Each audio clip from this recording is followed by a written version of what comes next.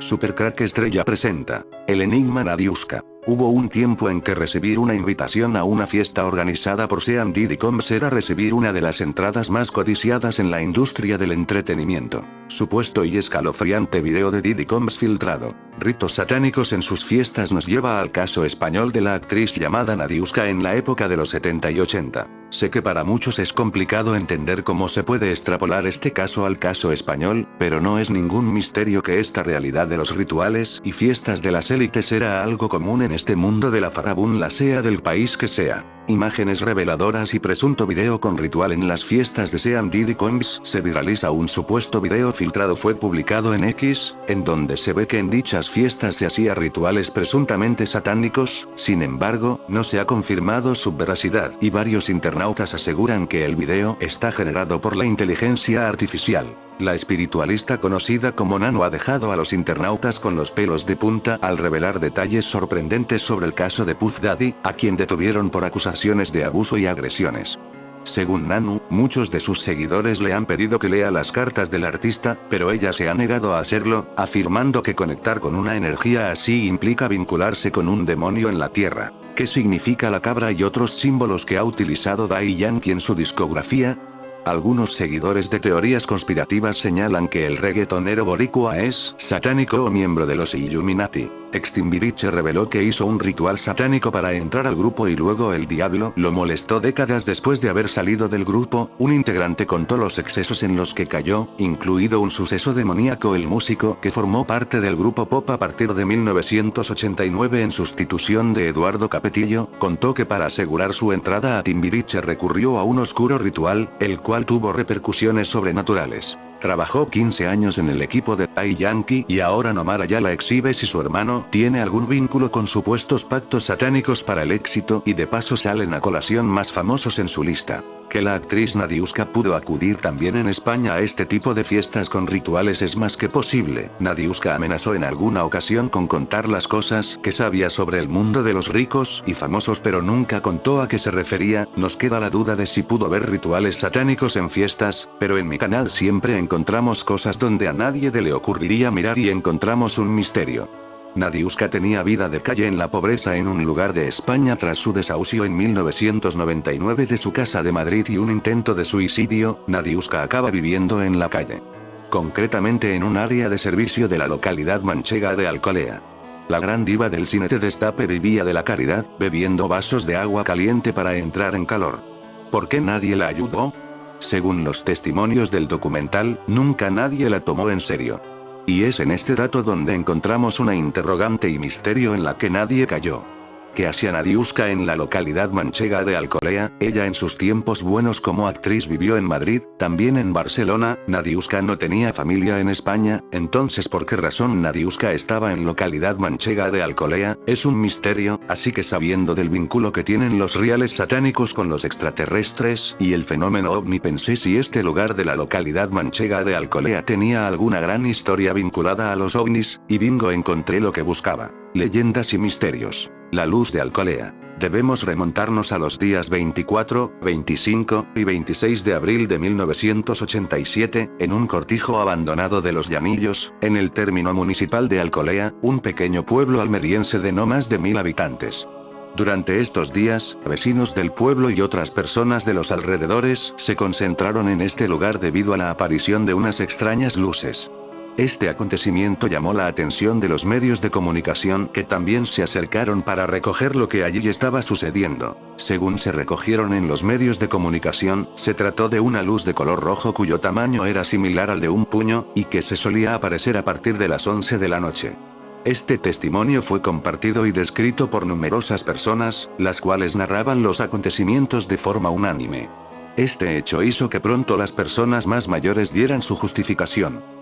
Manifestaron que estas luces no eran nuevas, y que ya eran visibles desde poco después de finalizar la guerra civil. Dieron a entender que el motivo podría ser un asesinato y contaron cómo en este lugar, un presbítero ahogó a un bebé en un aljibe. 3 jóvenes alcoleanos, durante esos días de abril, fueron a regar una finca cercana al cortijo en el que se veían aquellas luces. Incrédulos, comenzaron a bromear encendiendo y apagando las luces del coche, pero cuando terminaron de regar y decidieron volver al pueblo, aparecieron las misteriosas luces. Los chicos asustados huyeron de aquel lugar. Uno de los jóvenes dio su testimonio a la televisión, en donde narró su experiencia ante lo vivido. Aseguró que el fenómeno no producía ruido alguno, y que la intensidad iba aumentando y disminuyendo. Además, aseguró que desde presenciar las extrañas luces no podía dormir. Otro de ellos dijo que estuvieron unos 10 minutos observándolas, y desde donde la luz aparecía era imposible que llegaran el reflejo de las luces de los coches. Contaron cómo uno de ellos sufrió una crisis nerviosa y que se le quedaron las piernas inmovilizadas, quedando afectado durante varios días por la visión. La noche del 26 de abril, las luces dejaron de aparecer y desde 1987, que se sepa, no han vuelto a aparecer. Todavía nadie tiene una explicación a lo sucedido, pero tanto a las personas que vivían en la zona, como los medios de comunicación, se hicieron eco de lo acontecido.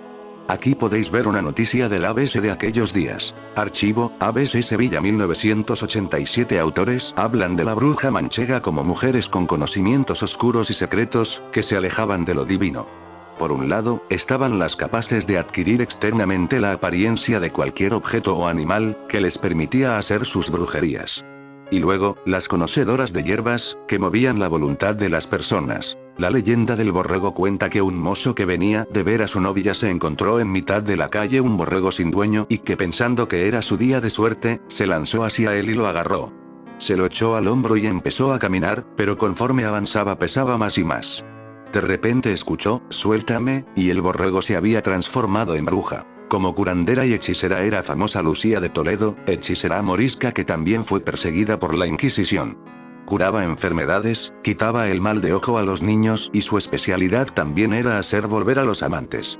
Hacía figuras en la ceniza y un hoyo en la lumbre que simbolizaba el corazón, donde arrojaba sal y vinagre, explican Belén Garzás y Javier González. Después de haber vivido en un ático en el Paseo del Prado y en un chalet de 4 plantas en el lujoso barrio de El Viso, Nadiuska sufrió un desahucio por impago de alquiler de uno de los últimos pisos que habitó. A principios del año 2000, abordaría en una entrevista con Semana su triste vida en el hostal madrileño donde había acabado residiendo y los problemas de salud mental que la habían llevado a pasar 10 días ingresada en un hospital psiquiátrico. Aunque físicamente no haya tenido compañía exterior, no he sentido la soledad, porque estoy llena por dentro, confesó a la revista la actriz, que acabó siendo diagnosticada de esquizofrenia. Soy muy creyente y confío en un ser superior, por encima de muchas religiones. Él me acompaña siempre. Mi madre, que actualmente está casada por segunda vez y vive en Alemania, es la única familia que tengo. Mi padre es ruso y apenas tengo ni he tenido contacto con él durante toda mi vida. En aquella misma charla mencionó sus ganas de remontar el vuelo, asegurando que había recibido varias ofertas para volver a ponerse delante de las cámaras. Al cabo de un tiempo, se le perdió la pista a una intérprete que, según se ha contado, terminó alimentándose de las sobras de los contenedores y durmiendo en el portal del cine Lope de Vega, en el que años atrás se habían estrenado sus películas. Ahora, a sus 71 años, Nadiuska vive tutelada e interna en el complejo asistencial Benito Meni, especializado en la asistencia y cuidado de enfermos mentales, en la madrileña localidad de Ciempozuelos. Según un reportero gráfico que hace unos años logró colarse en el interior del centro, la actriz luce un aspecto desmejorado y apenas se relaciona con el resto de internos.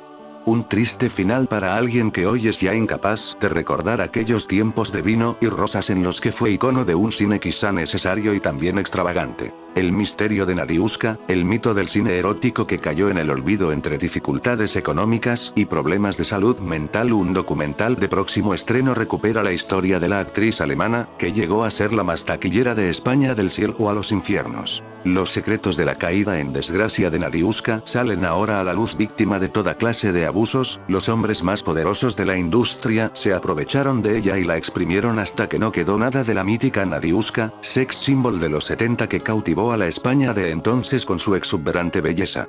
Su propio representante, Damián Raval, en un ataque de celos, se encargó de hundirle la vida después de haberla llevado a la gloria. Desde mediados de la década de los 70, las revistas de chicas desnudas empezaron a copar los kioscos y el llamado cine de destape supuso una especie de revulsivo para una sociedad hastiada por el franquismo. Una de sus grandes figuras, Nadiuska, se convirtió en aquellos años de la transición política en el mayor icono sexual que ha brindado el cine español. Sin embargo, la estrella de esta actriz y modelo alemana se fue apagando con el paso del tiempo, hasta que llegó un momento en el que su figura cayó totalmente en el olvido, algo de lo que dará fe El enigma de Nadiuska, un documental producido por A3 Media Televisión en colaboración con Lavinia Audiovisual que verá la luz dentro de poco. Realidad y fantasía conviven en la biografía de Roswitha Bertasa, más conocida por todos como Nadiuska. De madre polaca y padre ruso, ella misma dijo que fue pobre de niña, que durante varios años estudió danza clásica en Alemania, y que siendo adolescente trabajó como bailarina de varietés por distintos lugares de Europa. También contó que a los 15 años se enamoró de un judío alemán que le sacaba 20. Era un superviviente del campo de concentración de Auschwitz. Con él aprendí a ser mujer y a ver la vida. Quedé embarazada a los 15 años y a los 16 fui madre por primera vez. No pudimos superar la muerte de nuestro hijo, ni siquiera con la boda que planeábamos. Por eso huí. Con 19 años, Nadiuska viajó a Barcelona en busca de un porvenir para ella y su enferma madre. Como le gustó lo que vio, decidió quedarse a vivir en un país que tardó poco en caer rendido a sus encantos y que le ofreció trabajo como modelo en colecciones Pret-a-Porter. Sus rasgos exóticos llamaron la atención del cineasta José Antonio de la Loma, quien le ofreció un papel secundario en su película Timanfaya, Amor Prohibido, 1972. Puse reparos, porque ni era actriz, ni hablaba bien español, recordó ella luego. Pero él me convenció diciéndome que me doblarían y que el director era él y sabía lo que buscaba para ese personaje. La verdad sobre Nadiuska acaba de salir a la luz, 25 años después de su misteriosa desaparición de los focos públicos y de la faz de la Tierra. El documental de A3 Media, El enigma de Nadiuska, resuelve los secretos que rodean a este personaje del que poco o nada se sabía hasta ahora. ¿Qué pasó con la actriz más famosa y rica de la época del Destape? ¿Cómo se puede estar en lo más alto y desaparecer sin mediar palabra y sin que nadie se pregunte el por qué? Tras el estreno de aquel filme, Nadiuska comenzó a recibir atención mediática y Damián Raval, hermano del recordado Paco Raval, la ficharía como parte de su cartera de representados. Después de aceptar varios papeles secundarios en películas de poca trascendencia, Vicente Escrivá le ofreció el rol protagonista en su comedia con tintes eróticos Zorrita Martínez, 1975. A partir de ahí, Nadiuska se consagró encarnando una y otra vez el estereotipo de tentación prohibida en entretenidas cintas empecinadas en mostrar más chicha que talento humano. Nadiuska, de gran icono del cine de Destape a la ruina y al desastre, su magnética belleza y su exuberante físico la encasillaban en papeles de seductora y digamos mujer de vida alegre, que no tenía grandes reparos a la hora de mostrar su cuerpo desnudo con toda la naturalidad del mundo. Fue la primera mujer que enseñó los pechos en España, en la revista Guadiana, y la primera famosa en posar para la revista Interview, en su número 7, cuando la publicación llevaba tan solo mes y medio de vida. El reportaje marcaría un antes y un después no solo del medio, sino también de la carrera de una actriz cuyo origen, a día de hoy, sigue siendo todo un misterio. Casi todos sus compañeros de profesión la identifican como rusa, cuando en realidad era alemana judía, su madre era polaca y su padre ruso. Durante su etapa de esplendor, Nadiuska ganó cierto poder adquisitivo. Ahora bien, aunque se dijo que fue la primera actriz protagonista cuyo caché alcanzó los 4 millones de pesetas por película, ella misma ha asegurado que lo máximo que llegó a sus manos fue 1,5 millones por proyecto. Damián me obligaba a comprarme joyas fabulosas y pieles que valían millones para dar la imagen de estrella, dijo a Semana. Las joyas y las pieles eran mi única propiedad. Nunca tuve un piso ni una casa a mi nombre. Vivía como una estrella de Hollywood, pero en un ático alquilado. El dinero que gané lo manejaba Damián, quien, después de detraer porcentajes y pagar gastos, ponía en mi cuenta lo que era mío. Con aquel frenético ritmo de trabajo, hubo momentos en los que Nadiuska llegó a sentirse incomprendida y utilizada. Sin embargo, su representante le prohibió rechazar cualquier proyecto que llegara a sus manos.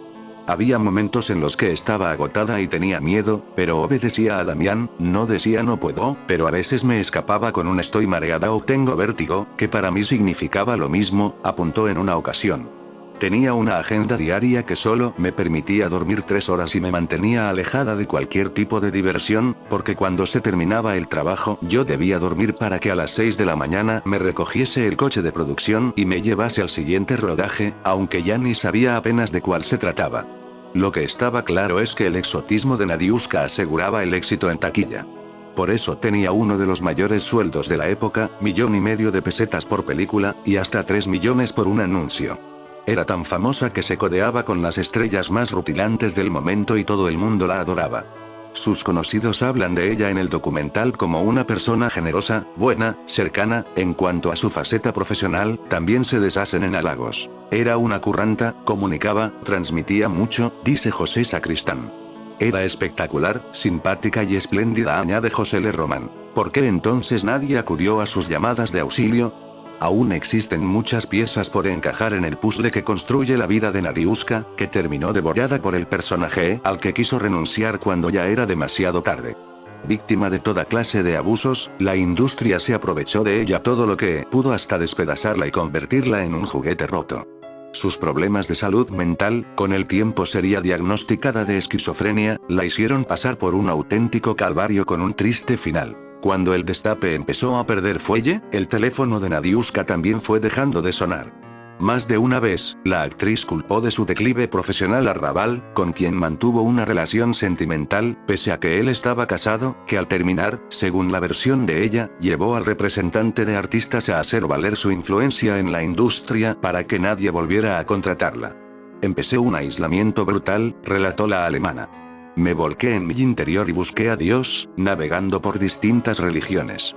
Fue un milagro que se hiciera en mí la luz otra vez y me costó años volver a ser yo misma. Había llegado un momento en el que yo no era dueña de mí misma, estaba robotizada y me estaba volviendo loca. Si no hubiéramos roto, Nadiuska hubiera acabado devorando a la persona que había bajo la estrella. Damián Raval, el hombre que se hizo rico con Nadiuska y que la hundió en la miseria. La periodista Valeria Vargas recoge en El enigma de Nadiuska los vestigios de la historia de una actriz que brillaba con luz propia y que llegó a rodar 30 películas en 10 años. Se han necesitado más de 50 testimonios diferentes para armar el complicado relato de su vida. Hombres poderosos se aprovecharon vilmente de ella, comenta Ana Baldi, realizadora de televisión de aquellos maravillosos 70. Y es que fue en esta década cuando nacía la estrella del cine del destape, que creció hasta el infinito gracias al empuje de su representante y, según aseguran todos en el documental, también amante. Se trataba de Damián Raval, hermano de Paco Raval, uno de los hombres más poderosos de aquel entonces. Damián controlaba completamente la vida de Nadiuska, su gran obsesión amorosa, a pesar de estar casado. De hecho, él fue quien concertó un matrimonio de conveniencia para que la actriz pudiera trabajar en España siendo extranjera, ya que el Sindicato Nacional del Espectáculo era intransigente. La pantomima estaba montada, y Nadiuska vivió unos años de esplendor. Tenía dinero, un ático en el Paseo del Prado y decenas de portadas de revistas. Pero todo se estropeó cuando cayó locamente enamorada de un guapo reportero, Alfonso Ayllón. Fue el principio del fin. Raval no pudo soportar tal desplante y juró que le haría la vida imposible. La venganza fue brutal. Mintió e inventó sobre ella hasta tal punto que cerró todas y cada una de las puertas que anteriormente le había abierto. Fue el primer hombre que la destruyó, pero no fue el único. Después de él vendrían otros. Parecía que una sombra se cernía sobre la actriz, a lo que también se vinculó con el Marqués de Cubas e incluso el rey Juan Carlos, según relata el documental. Ella guardaba silencio. La habían amenazado de muerte, decía. Antes de la complicada ruptura, Raval se encargó de organizar la boda de Nadiuska con un hombre analfabeto y con problemas mentales al que engañaron con la intención de que la actriz pudiera obtener rápidamente la nacionalidad española. Después de que la revista 10 Minutos destapara el pastel en 1977, aquel matrimonio de conveniencia fue anulado. Al indigente le dieron una propina de 3.000 pesetas y, después de la ceremonia, lo soltaron donde lo recogieron, en un campo de escombros y basuras, donde se ganaba la vida buscando hierro y metales, contó el escritor Fernando Gracia en su libro Lo que se ocultó de Nadiuska. Nadiuska seguía siendo la actriz más taquillera del cine español, pero muchos periodistas la empezaron a poner de vuelta y media por aquel polémico montaje. Con la opinión pública en su contra, la alemana decidió marcharse un tiempo a Estados Unidos, donde compartió créditos con gente como Arnold Schwarzenegger. Por lo visto, el actor y exgobernador le tiró los tejos durante la producción de Conan, el Bárbaro, 1982, una cinta de John Milius en la que, para encarnar a la madre del famoso héroe del cómic, Nadiuska tuvo que aprender a manejar sables y practicar artes marciales. En una época de gente sin escrúpulos y en la que todo se guardaba bajo la alfombra, Nadiuska no tuvo grandes opciones. Buscó trabajar en coproducciones con el extranjero, fue incluso a Hollywood, pero, aparte de rodar algunos filmes, no consiguió despegar. Sus siguientes pasos la llevaron a convertirse al cristianismo y a intentar triunfar como empresaria. Pero, de nuevo, los hombres la llevaron a la ruina. Manuel Mateo y Carlos Garnel, sus socios en la productora que montó, acabaron con sus esperanzas. Lo perdió todo y comenzó a desquiciarse, según se relata en el documental. La engañaron y la estafaron. Endeudada y sin nadie a quien acudir, comenzó su rápida caída a los infiernos. También en aquella época la actriz pasó una larga temporada en la India, donde se entregó al yoga y la meditación, y hasta se convirtió al catolicismo, algo que la ayudó a combatir el profundo sentimiento de soledad que la invadía. Como las ofertas para hacer cine escaseaban, Nadiuska probó suerte como empresaria, aunque ninguna de las aventuras que emprendió, desde la apertura de un restaurante hasta el diseño de bisutería, resultó realmente rentable. Esa circunstancia, unida al hecho de que llevaba años ayudando a su madre y a su padrastro, invirtiendo dinero en viajes y realizando aportaciones económicas a asociaciones dedicadas a defender los derechos de la infancia, hizo que su cuenta corriente se viera notablemente mermada. Ya en los 90, la alemana empezó a señalar en varias entrevistas lo mal que lo había pasado al sentirse traicionada y engañada por amigos, amantes y compañeros de una industria que, en su opinión, le dio la espalda cuando consideró que ya la había exprimido suficientemente. Aquellas intervenciones en medios valieron para que Nadiuska consiguiera un papel en las que fueron sus dos últimas películas. Por un lado, la entretenida comedia de terror de Álvaro Sáenz de Heredia Brácula, Condemor II, 1997, coprotagonizada por Chiquito de la Calzada. Por otro, una película de Belén Anguas que no llegó a estrenarse, Las dudas de Judas y María Magdalena, 1998, y en cuyo rodaje experimentó la actriz serias dificultades para memorizar sus líneas, lo que generó en ella sentimientos de frustración. Al poco de participar en aquellos filmes, vieron la luz unas imágenes en las que la actriz aparecía deambulando por las calles de Madrid, ataviada con un chándal y demacrada, lo que preocupó a sus seguidores y amigos. Nadiuska reconoció entonces que vivía una situación precaria y que el origen de sus males estaba en un complot urdido contra su persona por un hombre poderoso del país con el que ella había mantenido una relación. A un periodista le dijo que había personas cercanas al rey emérito Juan Carlos I que quieren deshacerse de mí. No les gusta que estemos juntos, por eso tengo sábanas negras en la ventana, para que no me descubran. Después de haber vivido en un ático en el Paseo del Prado y en un chalet de 4 plantas en el lujoso barrio de El Viso, Nadiuska sufrió un desahucio por impago de alquiler de uno de los últimos pisos que habitó. A principios del año 2000, abordaría en una entrevista con Semana su triste vida en el hostal madrileño donde había acabado residiendo y los problemas de salud mental que la habían llevado a pasar 10 días ingresada en un hospital psiquiátrico. Aunque físicamente no haya tenido compañía exterior, no he sentido la soledad, porque estoy llena por dentro, confesó a la revista la actriz, que acabó siendo diagnosticada de esquizofrenia. Soy muy creyente y confío en un ser superior, por encima de muchas religiones. Él me acompaña siempre. Mi madre, que actualmente está casada por segunda vez y vive en Alemania, es la única familia que tengo. Mi padre es ruso y apenas tengo ni he tenido contacto con él durante toda mi vida. En aquella misma charla mencionó sus ganas de remontar el vuelo, asegurando que había recibido varias ofertas para volver a ponerse delante de las cámaras. Tras su desahucio en 1999 de su casa de Madrid y un intento de suicidio, Nadiuska acaba viviendo en la calle. Concretamente en un área de servicio de la localidad manchega de Alcolea.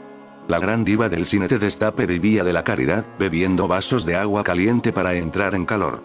¿Por qué nadie la ayudó? Según los testimonios del documental, nunca nadie la tomó en serio. Estando en estas circunstancias, topó por casualidad con un médico de una unidad móvil que la reconoció. Al hablar con ella, el doctor se dio cuenta de que la actriz padecía esquizofrenia, por lo que la ingresaron en el hospital de Guadalajara. Una vez allí, conoció al hombre que le salvaría la vida, Salvador Herráez. La Fundación AISGE, que gestiona los derechos de propiedad intelectual de actores, dobladores, bailarines y directores, le consiguió una plaza en un psiquiátrico. Es una pregunta que muchos nos hemos hecho. Según revelan los testimonios, Nadiuska sigue viviendo. Se encuentra, aislada del mundo, en las Hermanas Hospitalarias del Sagrado Corazón de Jesús en Ciempozuelos desde hace 2 décadas. Jamás volvió a salir, jamás volvió a conceder una entrevista. Al cabo de un tiempo, se le perdió la pista a una intérprete que, según se ha contado, terminó alimentándose de las sobras de los contenedores y durmiendo en el portal del Cine Lope de Vega, en el que años atrás se habían estrenado sus películas. Ahora, a sus 71 años, Nadiuska vive tutelada e interna en el complejo asistencial Benito Meni, especializado en la asistencia y cuidado de enfermos mentales, en la madrileña localidad de Ciempozuelos. Según un reportero gráfico que hace unos años logró colarse en el interior del centro, la actriz luce un aspecto desmejorado y apenas se relaciona con el resto de internos. Un triste final para alguien que hoy es ya incapaz de recordar aquellos tiempos de vino y rosas en los que fue icono de un cine quizá necesario y también extravagante. En fin, amigo de Supercrack Estrella, que tengas un buen día.